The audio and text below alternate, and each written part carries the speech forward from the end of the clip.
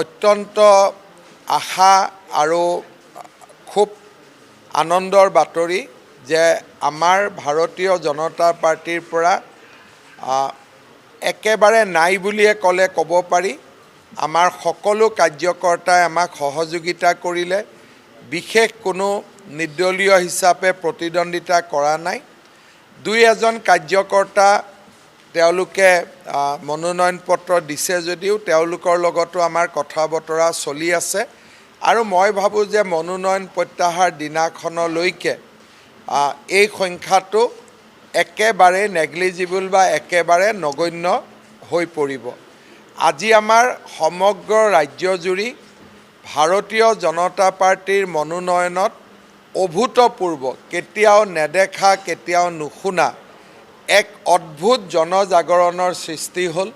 মই অসমবাসী ৰাইজক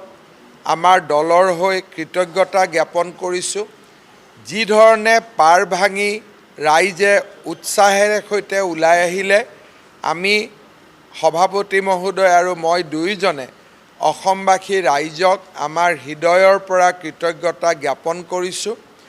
নিৰ্বাচনী প্ৰচাৰ অভিযানৰ সময়ছোৱাটো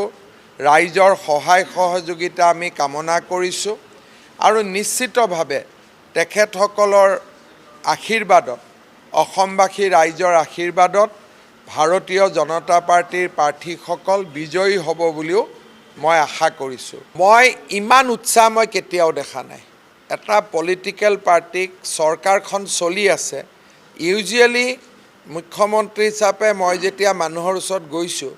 নিয়মমতে মানুহে মোক গালি পাৰিব লাগে ৰাস্তা নহ'ল দলং নহ'ল আপুনি আকৌ আহিছে আপোনাক ভোট নিদিওঁ কিন্তু তাৰ পৰিৱৰ্তে ৰাইজে ফুলেৰে হাতেৰে গামোচাৰে আৰণাইৰে জনজাতীয় বস্ত্ৰৰে যি অভূতপূৰ্ব আশীৰ্বাদ দিছে এয়া ৰাজনীতিত খুব কম দেখা যায় বিৰোধী পক্ষক চৰকাৰখনক যেতিয়া বেয়া পায় বিৰোধী শাসনত আনিবৰ কাৰণে মানুহ ওলাই আহে কিন্তু শাসনত থকা চৰকাৰ এখনক আকৌ উভতাই আনিবৰ বাবে এনেকুৱা উৎসাহ মই কেতিয়াও দেখা নাই আজি মই গোলাঘাটতে নমিনেশ্যন দিব গৈছোঁ কংগ্ৰেছ দলৰ প্ৰাৰ্থীসকলেও নমিনেশ্যন দিছে কিন্তু এজিপি আৰু বিজেপিৰ প্ৰাৰ্থীসকলক লৈ যি অদ্ভুত উৎসাহ ৰাতিপুৱা 9টা বজাত মই কলিয়াবৰত গৈছোঁ 9টা বজাতে মানুহে মিটিং শুনিবৰ কাৰণে কেশৱ মহন্তৰ মনোনয়ন পত্ৰ বহি আছে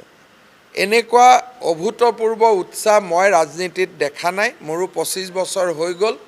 সেইকাৰণে মই ভাবোঁ যে এইবাৰ ঐতিহাসিক ফলাফল হ'ব শিৱসাগৰত কুশল দুৱৰীয়ে দিয়া মনোনয়ন পত্ৰ যিটো দৃশ্য মই চাইছিলোঁ যোৱাকালি ৰাতি